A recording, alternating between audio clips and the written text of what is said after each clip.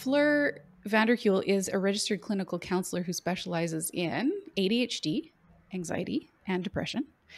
She works with kids, with adolescents, and with adults, and uses a combination of cognitive behavioral therapy and dialectical behavior therapy, as well as mindfulness. And she holds 2 master's degrees, one in counseling psychology and the other in clinical child and adolescent psychology. And she has over 12 years of experience as a clinician and as a psychometrist. So what is unique about Fleur is that her work also folds in not just counseling services, but coaching. And it's specific to executive functioning coaching.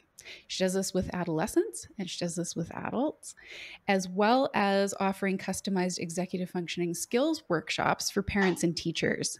And so what I know to be true from working with Fleur as a colleague is that she's authentic, she's compassionate, and she's empowering. She's really a counselor and a coach who works based on your strengths. And I really value that. So I'm glad that she was able to join us for today's conversation. So Fleur, welcome. Thank you very much. Thank you for inviting me, Karen. Yeah. I'm looking forward to this one because I find myself doing a lot of thinking about executive functioning, both in my work, but also at home as a mom, yes, and trying to figure out how to best motivate my kids. And they have very different needs. And so the way their brains are structured and work is different. I find myself very much attuned to my own executive functioning. I'm type A personality. So I like getting things done and being organized and planning and all that jazz. So this fits for me. So I'm excited about today.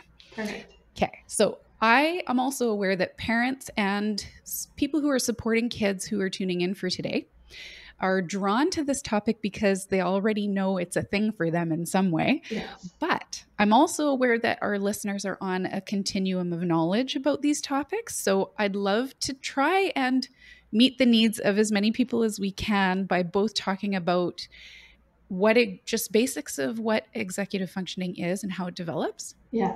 And just starting there. And then we'll talk about some of the nuances and the extra pieces as we dive deeper. Is that fair? Yeah, absolutely. Okay. Yeah. Okay. So you tell us what we need to know about what it is and how it develops. Yeah.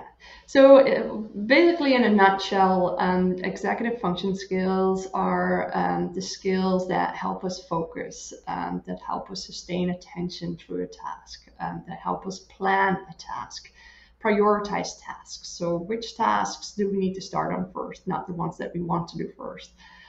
What work towards goals, so that big assignment that you have to do for school. It helps us regulate our behaviors, so it helps us regulate our impulses, but also our emotions. It helps us adapt to new and unexpected situations, so it allows us to be flexible. So it's sometimes I kind of describe it as kind of the conductor of an orchestra.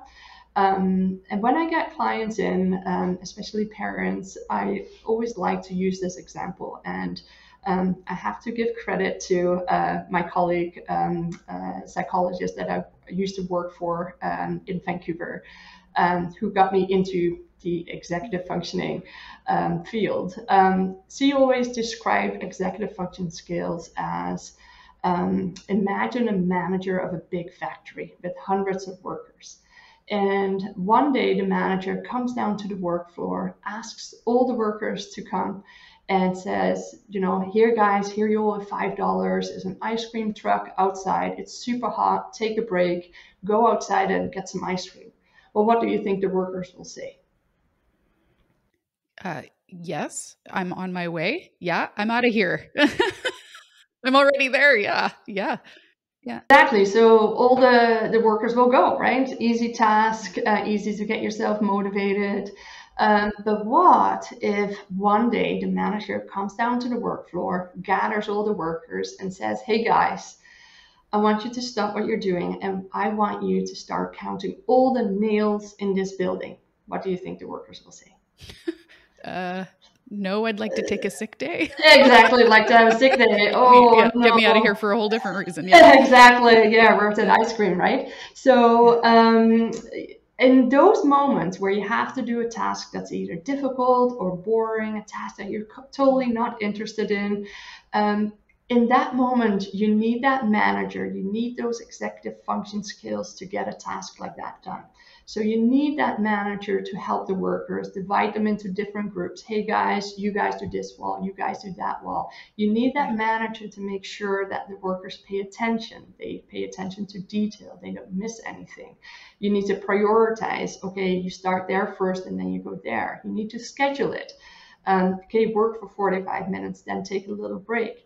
You need to make sure that the workers are motivated to maybe have that ice cream at the end of the day, right? So what happens with kids who struggle with executive function difficulties, that manager goes on a coffee break. That manager is not there. So they're totally at a loss. They're like, no, I don't want to do it. They feel overwhelmed, right? Yeah. Right.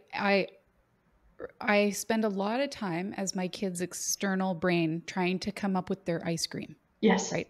Whatever their version of ice cream is. Yeah. I'm trying to go, what's going to get them going that they care about doing. Right. Yeah. Yeah. Yeah. Okay. So, and so what you'll see with kids with executive function difficulties, they're, they have a hard time paying attention, right? They have a hard time getting themselves motivated. They have a hard time controlling their impulses. They're often described as lazy, right? Okay. So those kids are, forgetful. They have a hard time controlling their impulses. They have a hard time controlling their emotions when something unexpected happens, when suddenly that play date doesn't go ahead, when suddenly they have an assignment coming up that they, totally forgot about. They have a hard time regulating their emotions.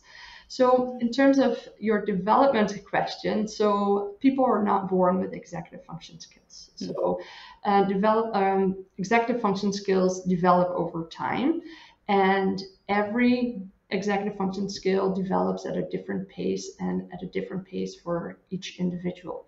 So it doesn't fully develop until early adulthood.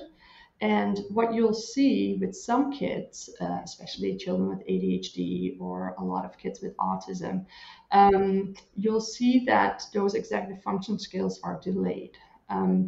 So Dr. Russell Barkley, who's one of the main guys who does a lot of research into ADHD, says that on average, in children with ADHD, their executive function skills are about 30% delayed. So it's very important, and I often share this with my clients, it's very important to realize that with your child. So even perhaps with your own child, right? So realize that when you have a 12-year-old, that they're actually only functioning in terms of their executive function skills, in terms of their ability to regulate, plan, all of those things, motivated, sustain attention. They're more functioning like an 8-year-old, right? So sometimes I'll get parents in and they get so frustrated with their 12-year-old because it's like, well, my 9-year-old daughter does everything. She gets ready in the morning, right? So when I say that, they're like, that makes a lot of sense. Yeah, my daughter a year ago was kind of functioning at that level, right? So, yeah. Which is a conversation I find helpful in a lot of ways for a lot of different issues, because when we recognize a child's capacity, it gives us perspective on how to manage our expectations. Yes. Right. And so what can tend to feel personal, like they're being defiant or they're not willing or they're being lazy, as you mentioned before, or those narratives, those storylines about our kids happen most often in a gap where we're confused about what's going on and we expect more. Yes. Right. Absolutely. It's the shoulds. They should be able to do this. Yeah. Why aren't they doing it? Yeah. It must be because they just refuse and they don't want to. Or willful. Yeah. Right. Willful. And the unfortunate thing is that it doesn't only happen at home. It happens at school. It happens at sports. So I see a lot of adults who've just recently been diagnosed with ADHD. And they say that that's often the toughest thing for them, that it wasn't recognized, that they were always seen as lazy or just not wanting to do well, and that it really impacted their self-esteem, and that it created anxiety for them, social anxiety, self-esteem issue, even depression, right? So I always want parents to know that children do well if they can. They do the best if they can do it, right? So really be aware of that, and that you really need to support them as opposed to working against them. Yeah. In the development area, that part of the question, I remember somebody doing a talk on severe anxiety and talking about how the regulatory functions, and remembering that there's more data at play than just our nervous system, Yes. right? And that the first of all, the piece that you mentioned about it's the last part of our brains to really develop. Yeah. But I thought it was such a gift the way she had described kind of the flow of development, that we start at the brainstem and then it works up the back and comes to the front. And so even just pictorially, it made me recognize, right, it's the last thing to click for kids. It's the last thing. And if we have kids who that is what you would say delay or a lag or whatever, compared to the kids that they're working with in classrooms or what adults expect of them, or right, that is an ongoing frustration piece that makes so much intuitive sense as to why the world offers so much negative feedback that you're not doing well. Absolutely. How does that not impact your self-esteem? Exactly. Right? Yeah. Which makes me then bridge to the conversation that's very common about, are labels helpful? Yeah. Because so many parents go, I don't know if I want a diagnosis for my kid. Like that's scary to me, and what will happen? And I always come back to purpose. What's the purpose of it? Is it going to be helpful for you in getting the resources they need? Is it going to be helpful for them to go, I'm not a bad kid. I'm not bad? Because in absence of understanding that, I think that's the feedback they get. It's the terms like lazy, dumb, not with it, defiant. Yeah. Absolutely. And parents will come sometimes with panic, right? Like, oh my gosh, he needs to go to university next year. How is he going to be able to do it, right? Yeah. Absolutely. Yeah. And generally I'll tell parents, if you do an assessment for example, ADHD, if you suspect that, right? You don't necessarily have to take medication, right? I think that's the biggest fear. Nobody's going to force you to treat anything. Exactly. That's totally up to you. Yes. But it's good to be aware of what's really going on with your child, right? So it may be ADHD, it may be autism, it may be a written expression disorder, right? So really being aware of what is going on. So getting an assessment can sometimes be so helpful, and also helpful for teachers. Like, us at mental health practitioners, we expect teachers to know, but they don't all know, right? So they're not all knowledgeable in that field. So for the teacher to suddenly be like, hey, that makes a lot of sense, because he's always late. He's always forgetting to get his things on the table, getting his handing in assignments on time. So I think it's very important for parents and teachers to know really what's going on for a child. Absolutely. I think about the difference between, like, all kids have that, where they're disorganized, they can't think. That's developmentally normal. Yeah. I think where parents are really adept at going, okay, but something's not it's just not moving. Yeah. So the sticking part of parenting is so frustrating when it doesn't stick. Right. So when we teach a child who's kind of neurotypical, and it matches our expectations of them developmentally, then we have a lot of patience, because we go, well, it's not something they've learned yet. Yeah. And so we give them all the coaching. Naturally, we go, well, this is where your backpack goes, and this is where your bottle goes in the backpack, like, and this is what you need. Yeah. Like an 8-year-old. Yeah. And we walk through that. But the next day, they look at their backpack and they're like, I have no idea what I'm supposed to do with this. Yes. Then the parent thinks, good grief, like what?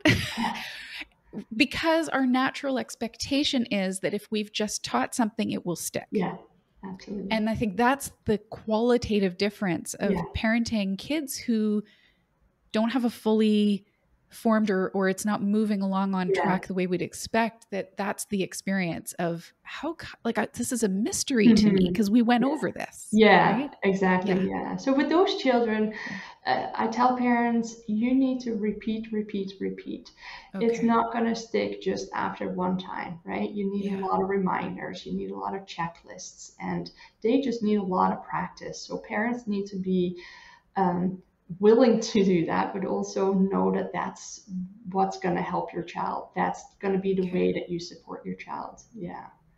Yeah. So be patient. Yeah.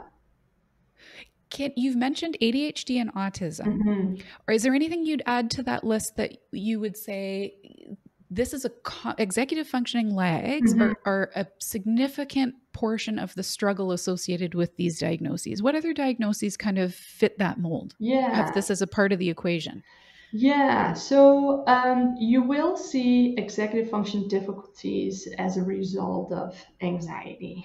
Also as a result of depression. So having a hard time, getting tasks done, getting yourself motivated, planning, Right. starting a task. So it's almost like, you have anxiety, and then as a result of that, you will start to have executive function difficulties.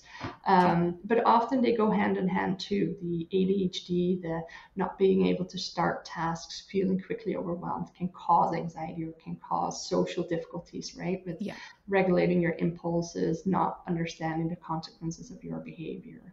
Yeah. Yeah. And then, of course, you have the academic difficulties, right? So difficulties with writing, not being able to initiate that writing task, not knowing how to plan or organize, or even in reading, being able to identify the main themes and concepts to make those inferences. Yeah. And on the flip side, I also find that is confusing for a lot of parents too, because that is a common experience that comes hand in hand with these other kind of secondary things that roll out of that. Yes. But then it's confusing if there are a couple of things. One, my kid could do it couldn't do it yesterday, and all of a sudden this morning they're organized. So it's that inconsistency of accessing this, right? Where they go, well, I know they can do it because they did it the other day. Right. So why all of a sudden did that drop off the planet? I know they're capable, is the feeling. And the other piece I think is about which part of the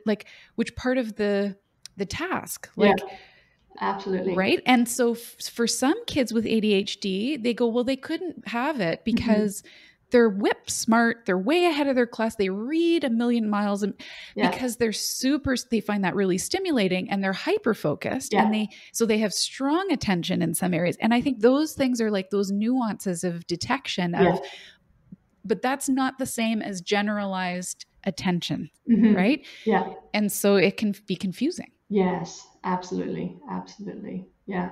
Yeah.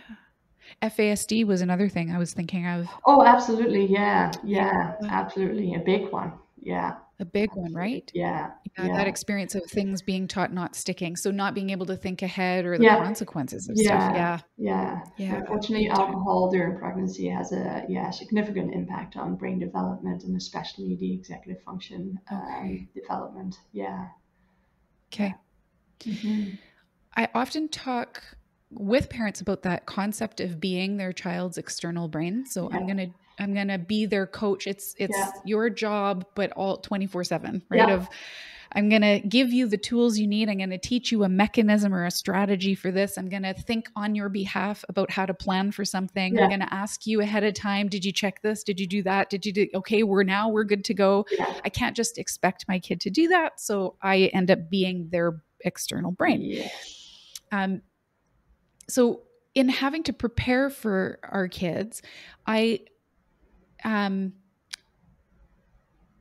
there's not a manual, but I also know that when parents get together, they exchange tips and tricks. And so they start to build this collective toolkit of, hadn't tried that one, or, that's a good strategy. So a big one in our household is using challenges, like setting timers for things, because that becomes the ice cream. It's like, I want to know that I can do this fast. And so that's my motivation I don't care about the task, but I do care about getting it done before the alarm goes off.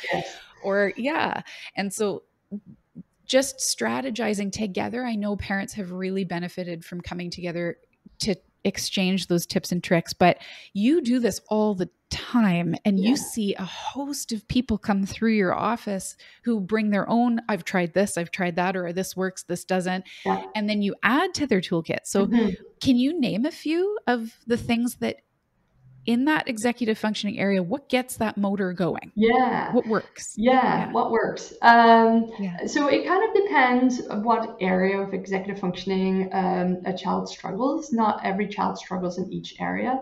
Right. But generally, I start with, when I work with high school students or university students, with planning. So I know Okay. a lot of parents will say, oh, yeah, I do plan for my child. But often what I see is the plan or the schedule is not realistic or not specific enough. So what I do is I set up something like a Google Calendar or a paper planner, and I plan every day and what I do for the child. And what I do is I set the exact time that the child needs to, start on a task. And first of all, really, I make a whole list of all the tasks that they need to do. Then I try to estimate how long a task takes. And that's Okay. generally very, very difficult for a child. They'll be like, oh, that, written assignment, that essay, oh, it probably only takes me an hour. Unrealistic. Yeah. Unrealistic. Okay. Okay. Yes. Yeah. So they underestimate how Yeah. long it actually takes. They don't think about, oh, well, first I need 10 minutes to think about the topic. Then I need to find resources. Yes. Then my computer is Right. not working, or Yep. right. And so I'll often have them estimate it and then actually monitor how long things take. And they're like, oh yeah, that Okay. took a lot longer. So then if you do that over and over, the child will become more accurate with time estimation, Okay. which then makes it a lot easier to plan. If it's going to take you 2 hours, then it's going to take you 2 hours and not an hour, and then you think you have time for something else. Yeah. So make sure that it's realistic and manageable. So often kids will be like, oh, I can do that tomorrow. I'll just be super duper focused tomorrow and I'll get everything done. Well, Hmm. often that doesn't really happen. So another thing with executive functioning is that a lot of children and university students have a hard time starting a task, initiating a task. So what I really find helpful is that if you set up manageable, break down tasks into manageable chunks. So sometimes for high school students, they're only able to focus for like 20 minutes. So I say, okay, set the timer for 20 minutes, have a break, and then get back to work. And it's a lot easier for students to start a task. I even do that for myself when I have to do a lot of Yes. laundry or when I have to clean the house. Oh It's my like, word. Yeah. you know what, just do 20 minutes, okay? And then you're done. And Yeah. sometimes, often, what students also find is once you get started, you're like, oh, it's actually not too This isn't hard, so or bad. I I'm, can do I'm another 10 minutes. exactly Yeah. right. They get the Yeah. task done, but it helps you to get over that hump of getting started and not feeling Yeah. overwhelmed, right? So break down tasks into manageable chunks, estimate how long it takes, and be really specific in terms of when you're planning to start, and then monitor. And this takes practice, practice, practice. So I often see kids on a weekly basis. We review how things went. What do we learn from last week? Okay, let's improve that for this week. Use the electronic devices as your benefit. And I know you kind Mm. of have to, find the balance. You don't want it to be a major distraction, but I actually find that a lot of parents say, you know what, he has his phone anyway, so I may as well set a reminder to start your homework or to don't forget to hand in that assignment, right? Yeah. Um, as I said, a lot of these strategies are dependent on in what area the child is Sure. struggling. But another thing I find, just something basic like having a binder with different folders and having two folders of homework that needs to go home and have a folder homework that needs to be turned in. So if a child Okay. opens up the binder in the morning, like, okay, let's see if there's anything in the turn in. And they're like, oh yeah, I need to turn this in. Perfect. As opposed to having it, somewhere shoved under all the Shoved in books a on the binder. bottom and like, Uh-huh. oh, that's where it was. Yep. Yeah, so visual reminders depending on the age of the child, making sure sometimes that you use pictures. Yeah, make sure that you Yeah. take lots of breaks as well. Yeah. Those are such great examples for high school kids. Like I can Hmm. see that being a really common kind of continuum, like a range of, a lot of parents will say, my kids seem irresponsible. They can't get their stuff in time. I know they did the work and they never bothered to hand it in. Or like some of those, a lot of the examples you were just giving feel like that fits the tip at hand.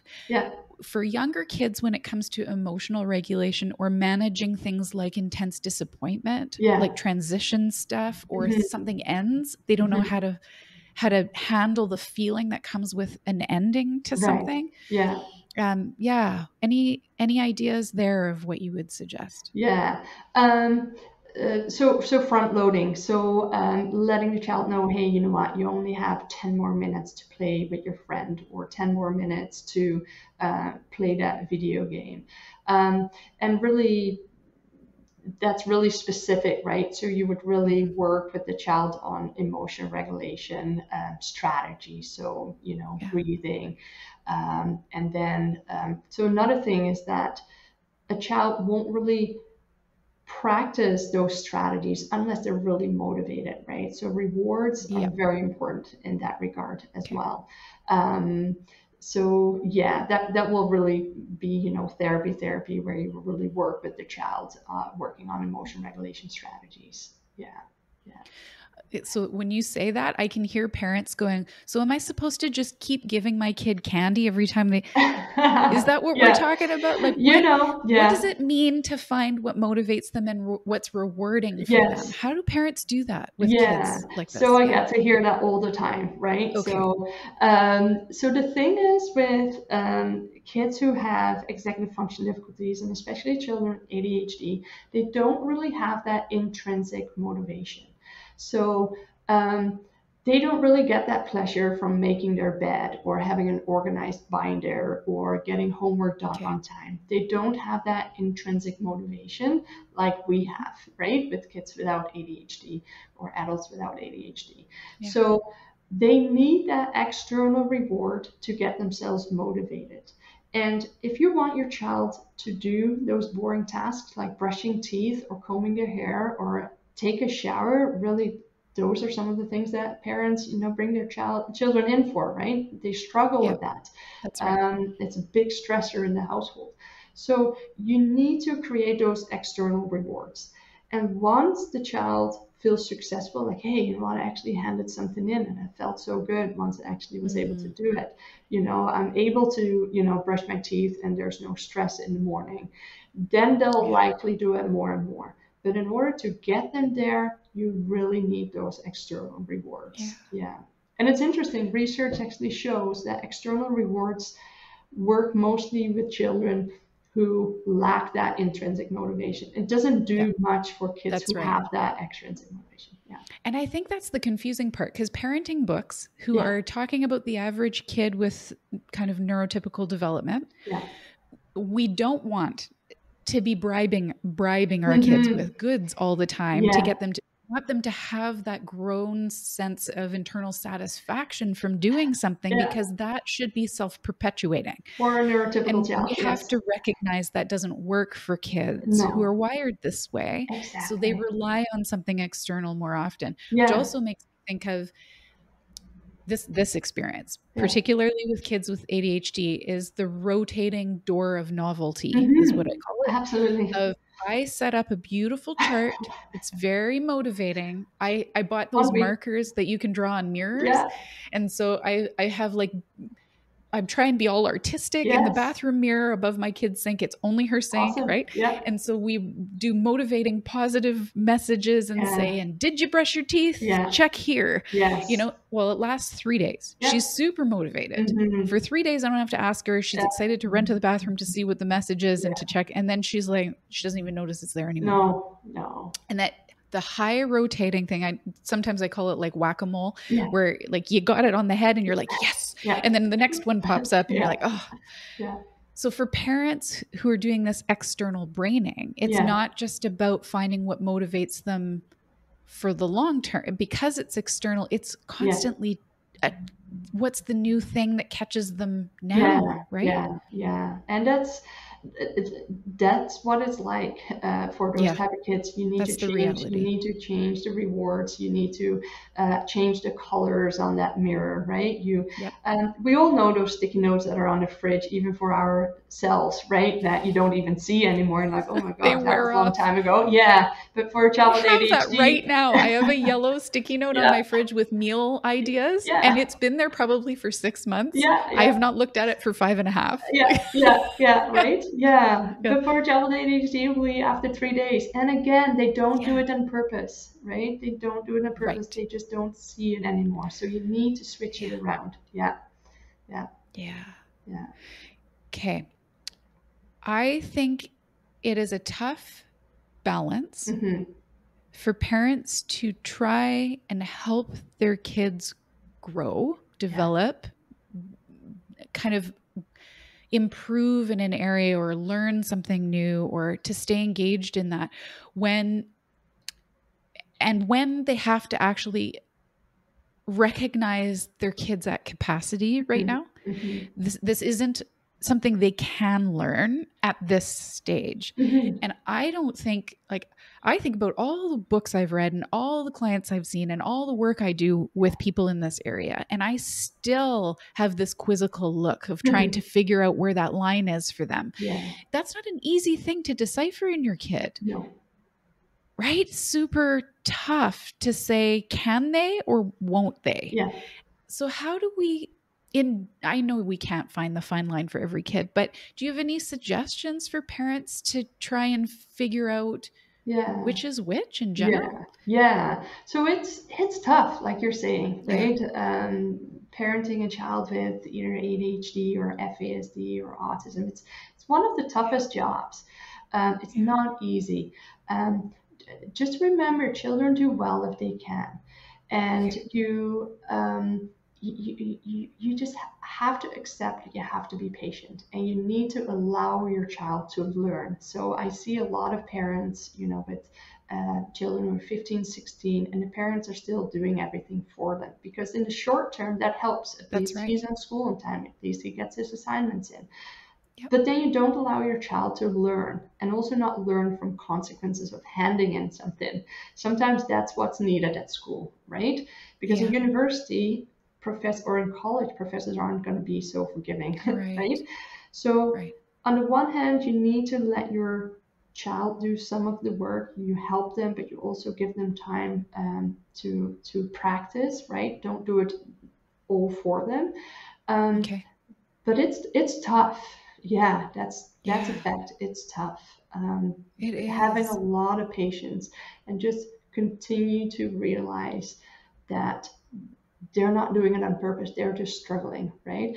And Yeah. sometimes, to be honest, parents just need to be parents, and maybe you need some outside support, to Totally. find a coach that Agreed. can help your child because it's too much to handle, and your relationship struggles because, and you're a Yep. parent that brings your child everywhere, but you're also this nagging teacher, every That's 15 right. minutes. Come on, let's go. Let's have you handed this in, Yeah. right? So yeah. Yeah.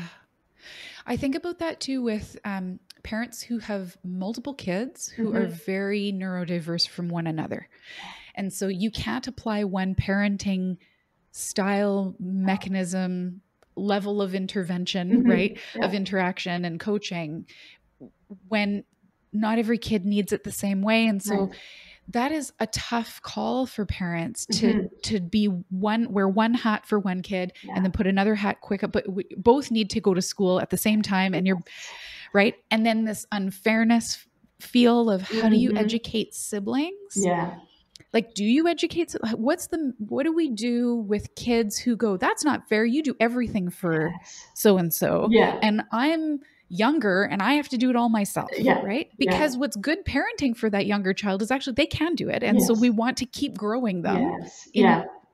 how do Yeah. you deal with that? Yeah. So I actually see sometimes siblings just for a session to kind of educate them about what is ADHD, what is autism, what is FASD, because Okay. kids don't always realize what's going on, right? They don't always understand. Yeah. So if they're at an age where I can kind of teach them what's going on for their, Okay. sister or brother, I definitely do that. I teach them that every brain works different. But I do tell parents, if you set up a reward chart for, your child, also do it for the other sibling, right? Okay. Unless, the sibling is like 17. Yes. But definitely, but have different expectations, right? So for the Yeah. one child, it may be this, but for the other child, it may be a more difficult task. But definitely have a reward chart for both. And also don't forget about that child that's functioning really well and that you think, oh, they're doing fine, because sometimes they are forgotten, Yeah. because they don't require that much support.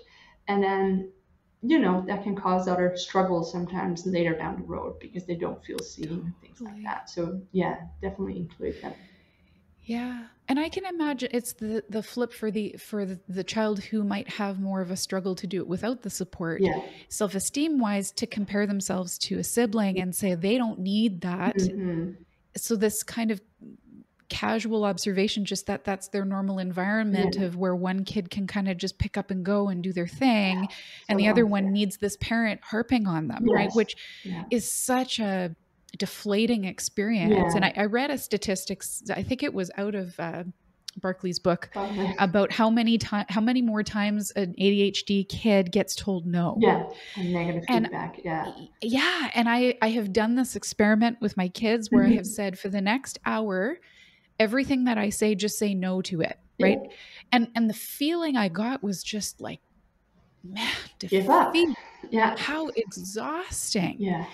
And even though as parents, we know we have to set those limits because they're risk takers, or they're Yeah. not able to see ahead or Yeah. think that through, or it's not realistic. And so they're saying, I want to eat cotton candy for Yeah. dinner. And we're like, no, Yeah. because the amount of things they offer as ideas Yeah. are just not doable. They get that many more no's back. Right. But it doesn't change their lived experience. To them, eating cotton candy is very reasonable. Yeah. Yeah. So in their frame of Yeah. reference, they're like, all I get is no's from Yeah. you. Yeah. And my sister gets way more Yeah. yeses. Yeah. Right? Yeah. Yeah. Yeah. Why is he allowed to play video games and this and that? Yeah, absolutely. And that's, Right. I think they say like for each negative feedback, give like 2 or 3 positive feedback, right? So Yeah. really focusing on positive praise, making sure that, you make the child feel good for things that they do well, even if it's something as simple as bringing their empty cup to the kitchen, Yep. or brushing their Yes. teeth, or like, wow, I really noticed you took some time to write this neatly instead of rushing. So sometimes I'll tell parents to put that sticky note on the fridge Yeah. that says positive praise, because we Okay. forget That's big. how many little things your child actually does well, right? So just to remind yourself of that, because yeah, we are starting to get those glasses that only look at the negative things that aren't going well, but sometimes we forget about some of the small things that do go well and the strengths Well, of and our I think children. that's a great example, because I think about, okay, we're at the dinner table together. Like, I've heard this story from parents a lot. We're at the dinner table. I've got 3 kids. Yeah. I don't say a thing. They finish their meal. 2 kids will bring their cups to their plates to the counter. Mhm. And then I always have to ask child number 3, Yeah.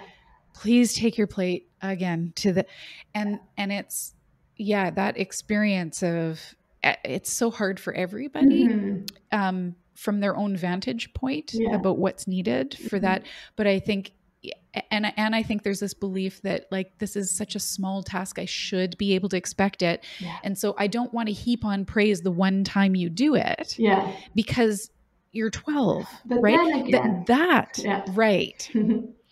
So this is that feedback that I think, when I have conversations about intrinsic kind of motivation, Yeah. I talk about chemicals in the brain, because so if I have a push button, and every time you do something that's pleasurable, I hit the button and you get this dopamine rush, Yeah. like, your one kid doesn't get that. Exactly. Yeah.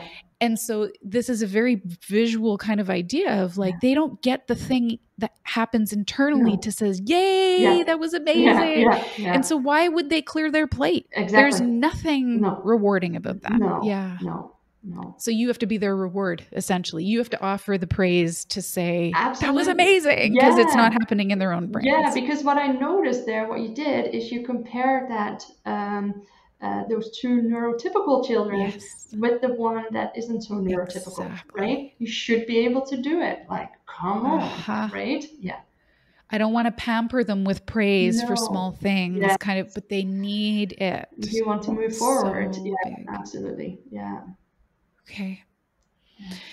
I can see why having a coach would be a huge benefit. I'm thinking of all the parents with teenagers who struggle in school and it feels so consequential. Like if they don't nail this course, they can't get into next year's. And if they don't do that, how are they going to apply for college? And with COVID and all the weird learning adjustments, like everything's been thrown off. And I think it feels so urgent to help their kid get it and so I get why you would say, you know, I see parents doing a lot for them because if they don't, and it's really a capacity issue, they can't do it without you.